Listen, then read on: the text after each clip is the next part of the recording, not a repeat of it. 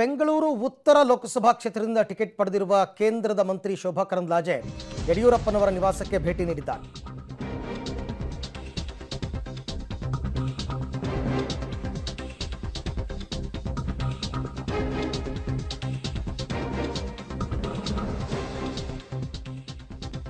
ಯಡಿಯೂರಪ್ಪನವರ ನಿವಾಸಕ್ಕೆ ಶೋಭಾ ಕರಂದ್ಲಾಜೆ ಅವರು ಬಂದಿದ್ದಾರೆ. ತಮಗೆ ಬೆಂಗಳೂರು ಉತ್ತರ ಲೋಕಸಭಾ ಕ್ಷೇತ್ರದ ಟಿಕೆಟ್ ಸಿಕ್ಕ ಹಿನ್ನೆಲೆಯಲ್ಲಿ ಯಡಿಯೂರಪ್ಪನವರಿಗೆ ಧನ್ಯವಾದವನ್ನು ತಿಳಿಸೋದಕ್ಕೆ ಅಂತ ಬಂದಿದ್ದಾರೆ. ನಿನ್ನೆ ಕೂಡ ಅವರು ಬೆಳಗಾವಿನಲ್ಲಿದ್ದರು. ಬೆಳಗಾವಿನಲ್ಲಿ ಮಾತನಾಡ್ತಾ, ಇಲ್ಲ ನನಗೆ ಉಡುಪಿ ಚಿಕ್ಕಮಗಳೂರೇ ಸಿಗುತ್ತೆ, ನಾನು ಅಲ್ಲಿಂದನೇ ಸ್ಪರ್ಧೆ ಮಾಡಬೇಕು ಅಂತ ಆಸೆ ಇದೆ, ಆದರೆ ನಾನು ಹುಟ್ಟು ಹೋರಾಟಗಾರ್ತಿ, ಎಲ್ಲಿ ಟಿಕೆಟ್ ಕೊಟ್ಟರು ಸ್ಪರ್ಧೆ ಮಾಡ್ತೀನಿ ಅಂತಲೂ ಹೇಳಿದರು. ಅದರಂತೆ ಅವ್ರನ್ನ ಬೆಂಗಳೂರು ಉತ್ತರಕ್ಕೆ ಕರ್ಕೊಂಡು ಬಂದಿದ್ದಾರೆ ಉಡುಪಿ ಚಿಕ್ಕಮಗಳೂರಿನಿಂದ. ಸೊ ಟಿಕೆಟ್ ಸಿಕ್ಕಿದ್ದಕ್ಕೆ ಯಡಿಯೂರಪ್ಪನವರಿಗೆ ಧನ್ಯವಾದವನ್ನು ತಿಳಿಸೋದಕ್ಕೆ ಅಂತ ಈಗ ಶೋಭಾ ಕರಂದ್ಲಾಜೆ ಅವರು ಯಡಿಯೂರಪ್ಪನವರ ಡಾಲರ್ಸ್ ಕಾಲೋನಿ ನಿವಾಸ ಧವಳಗಿರಿಗೆ ಆಗಮಿಸಿದ್ದಾರೆ.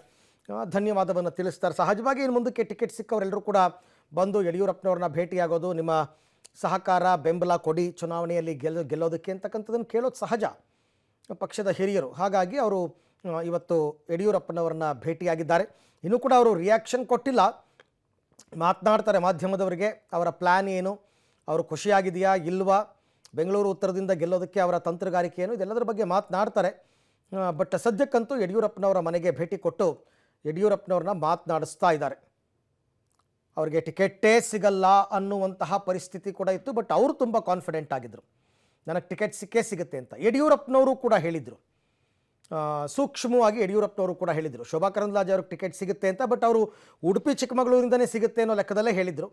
ಬಟ್ ಹೈಕಮಾಂಡ್ ಬೇಡ ಅಲ್ಲಿಗೆ ಅಂತ ಕೋಟಾ ಶ್ರೀನಿವಾಸ ಪೂಜಾರಿ ಅವ್ರನ್ನ ಕರ್ಕೊಂಡು ಬಂದು ಅಲ್ಲಿಂದ ಅವರಿಗೆ ಟಿಕೆಟ್ ಕೊಟ್ಟಿದ್ದಾರೆ. ಹಾಗಾಗಿ ಬೆಂಗಳೂರು ಉತ್ತರದಲ್ಲಿದ್ದಂತಹ ಹಾಲಿ ಸಂಸದ ಡಿ.ವಿ. ಸದಾನಂದ ಗೌಡರಿಗೆ ಕೋಕ್ ಕೊಟ್ಟು ಆ ಜಾಗದಲ್ಲಿ ಈಗ ಶೋಭಾ ಕರಂದ್ಲಾಜೆ ಅವ್ರನ್ನ ಕರ್ಕೊಂಡು ಬಂದು ಟಿಕೆಟ್ಗೆ ನಿಲ್ಲಿಸಿದ್ದಾರೆ. ನೇರ ದೃಶ್ಯಾವಳಿಗಳನ್ನು ತಾವೀಗ ಗಮನಿಸ್ತಾ ಇದ್ದೀರಾ, ಲೈವ್ ವಿಜುವಲ್ಸ್ ಪಬ್ಲಿಕ್ ಟಿವಿಯಲ್ಲಿ ಹೊರಗಡೆಗೆ ಬಂದಿದ್ದಾರೆ ಶೋಭಾ ಕರಂದ್ಲಾಜೆ ಅವರು. ಐ ಥಿಂಕ್ ಮಾತನಾಡ್ತಾರೆ ಮಾಧ್ಯಮದವ್ರ ಜೊತೆ ಮಾತನಾಡ್ತಾರೆ ಸಹಜವಾಗಿ. ತಮ್ಮ ಮುಖದಲ್ಲಿ ಖುಷಿ ಇದೆ ಟಿಕೆಟ್ ಸಿಕ್ಕಿರೋದಕ್ಕೆ. ಹಾಗೆ ನೋಡೋಕ್ಕೋದ್ರೆ ಬೆಂಗಳೂರು ಉತ್ತರ ಕೂಡ ಒಂದು ರೀತಿ BJPಯ ಭದ್ರಕೋಟೆನೇ, ಅಲ್ಲಿ ಗೆಲುವು ಸುಲಭ ಅಂತಕ್ಕಂಥ ಲೆಕ್ಕಾಚಾರ ಕೂಡ ಇದೆ. ಬೆಂಗಳೂರು ಉತ್ತರದಿಂದ ಇನ್ನೂ ಕಾಂಗ್ರೆಸ್ ಅಭ್ಯರ್ಥಿಯನ್ನು ಘೋಷಣೆ ಮಾಡಿಲ್ಲ. ಹಾಗಾಗಿ ಇವಾಗ ಮುಂದೆ ಅವರ ಕಾರ್ಯತಂತ್ರಗಳ ಬಗ್ಗೆ ಇನ್ನು ಮುಂದಕ್ಕೆ ಶುರು ಪ್ರಚಾರ, ಮತ್ತೊಂದು ಮಗದೊಂದು ಎಲ್ಲ. ಉತ್ತರದಿಂದ ನಿಮಗೆ ಟಿಕೆಟ್ ನನ್ನ ದೆಹಲಿ ನಾಯಕರ ಮೇಲೆ ನನಗೆ ವಿಶ್ವಾಸ ಇತ್ತು. ನರೇಂದ್ರ ಮೋದಿಯವರು, ಅಮಿತ್ ಶಾ ಅವರು, ನಡ್ಡಾ ಅವರು ಯಾವ ಜವಾಬ್ದಾರಿಯನ್ನು ನನಗೆ ವಹಿಸಿದ್ರು, ಅದು ಪಕ್ಷದ್ದಿರ್ಬೋದು ಅಥವಾ ಭಾರತ ಸರ್ಕಾರದ್ದಿರ್ಬೋದು, ಇದೆಲ್ಲದನ್ನು ಕೂಡ ನಾನು ಪ್ರಾಮಾಣಿಕವಾಗಿ ಮಾಡುವಂಥ ಒಂದು ಪ್ರಯತ್ನವನ್ನು ಮಾಡಿದ್ದೆ. ಯಾವುದೇ ರಾಜ್ಯಕ್ಕೆ ಚುನಾವಣೆಗೆ ಕಳಿಸಲಿ, ಯಾವುದೇ ಇಲಾಖೆಯ ಕೆಲಸ ಕೊಡಲಿ, ನಾರ್ತ್ ಈಸ್ಟು ಮತ್ತು ಕಾಶ್ಮೀರಕ್ಕೆ ಬಾರ್ಡರ್ ಜಿಲ್ಲೆಗಳಿಗೆ ಹೋಗಬೇಕನ್ನುವಂಥ ಅವರ ನಿರ್ಧಾರ ಇರಲಿ, ಇದೆಲ್ಲದಕ್ಕೆ ಕೂಡ ಅತ್ಯಂತ ಪ್ರಾಮಾಣಿಕವಾಗಿ ಸಮಯ ಕೊಟ್ಟು ಕೆಲಸವನ್ನು ಮಾಡುವಂಥ ಒಂದು ಪ್ರಯತ್ನವನ್ನು ನಾನು ಮಾಡಿದ್ದೆ. ಈ ಕಾರಣಕ್ಕಾಗಿ ಇವತ್ತು ನನ್ನ ನಾಯಕತ್ವ ನನ್ನನ್ನು ಗುರುತಿಸುವಂಥ ಕೆಲಸ ಮಾಡಿದೆ. ನನಗೆ ವಿಶ್ವಾಸ ಇತ್ತು, ನಾನು ಹೇಳಿದ್ದೆ ನನಗೆ ನನ್ನ ನಾಯಕತ್ವದ ಮೇಲೆ ವಿಶ್ವಾಸ ಇದೆ, ನಮ್ಮ ನಾಯಕರ ನಿರ್ಧಾರಕ್ಕೆ ನಾನು ಬದ್ಧ ಆಗಿದ್ದೀನಿ ಅಂತ. ಇವತ್ತು ಉಡುಪಿ ಚಿಕ್ಕಮಗಳೂರು ಜಿಲ್ಲೆಯಲ್ಲಿ ಬಹಳ ದೊಡ್ಡ ಪ್ರಮಾಣದ ಅಭಿವೃದ್ಧಿ ಕೆಲಸ ಆಗಿದೆ. ಆದರೆ ಅದನ್ನು ಕೂಡ ಪರಿಗಣಿಸದೆ ಕೆಲವರು ವಿರೋಧ ಮಾಡಿದ್ದನ್ನು ಕೂಡ ನಾವು ಕಂಡಿದ್ದೀವಿ. ಕೇವಲ ಒಂದು ಪ್ರಾಯೋಜಿತ ಗುಂಪು ತಮಗೆ ಟಿಕೆಟ್ ಬೇಕು ಅನ್ನುವಂಥ ಕಾರಣಕ್ಕಾಗಿ ಅಲ್ಲಿ ವಿರೋಧ ಮಾಡೋದನ್ನು ಮಾಡಿಸಿದರು. ಆದರೆ ಅವರು ಯಾರೂ ಯಶಸ್ವಿ ಆಗಲಿಲ್ಲ. ಯಾವ ಉದ್ದೇಶದಿಂದ ಅವರು ವಿರೋಧವನ್ನು ಮಾಡಿಸಿದ್ರು ಅವರು ಟಿಕೆಟ್ ತರೋಕ್ಕಾಗಿಲ್ಲ. ಯಾಕಂದರೆ ನಮ್ಮ ಪಕ್ಷದಲ್ಲಿ ಈ ರೀತಿ ಪಕ್ಷ ವಿರೋಧಿ ಮಾಡುವವರಿಗೆ, ಗಲಭೆ ಎಬ್ಬಿಸುವವರಿಗೆ, ದೂಷಣೆ ಮಾಡುವವರಿಗೆ, ಅವಮಾನ ಮಾಡುವವರಿಗೆ ಟಿಕೆಟ್ ಕೊಡಲ್ಲ ಮತ್ತು ಪಕ್ಷ ಪರಿಗಣಿಸಲ್ಲ ಅನ್ನುವಂಥದ್ದು ನನ್ನ ಉದಾಹರಣೆಯಿಂದ ಸಾಬೀತಾಗಿದೆ. ಇನ್ನಾದರೂ ನಮ್ಮ ನಾಯಕರು ಯಾರ್ಯಾರು ಇದನ್ನು ಮಾಡೋರು ಇದ್ದಾರೆ, ಅವರು ಪಾಠ ಕಲಿಬೇಕು. ಭಾರತೀಯ ಜನತಾ ಪಾರ್ಟಿ ಒಂದು ಶಿಸ್ತಿನ ಪಾರ್ಟಿ.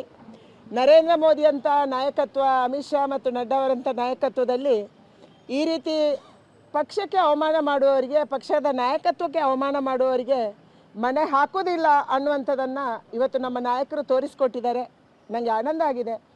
ನನ್ನ ಓಡಾಟಕ್ಕೆ, ನನ್ನ ಶ್ರಮಕ್ಕೆ ನಿಜವಾಗ್ಲೂ ನಮ್ಮ ನಾಯಕರು ನನ್ನ ಜೊತೆಯಾಗಿ ನಿಂತು ನನಗೆ ಬೆಂಗಳೂರು ಉತ್ತರದಲ್ಲಿ, ಮೊದಲು ನಾನು ಇಲ್ಲಿ MLA ಆಗಿದ್ದೆ, ಯಶವಂತಪುರದಲ್ಲಿ MLA ಆಗಿ ಇಲ್ಲಿ ಮಂತ್ರಿ ಆಗಿದ್ದೆ. ಸಾಕಷ್ಟು ಅಭಿವೃದ್ಧಿ ಕೆಲಸವನ್ನು ಯಶವಂತಪುರದಲ್ಲಿ ನಾವು ಮಾಡಿದ್ವಿ.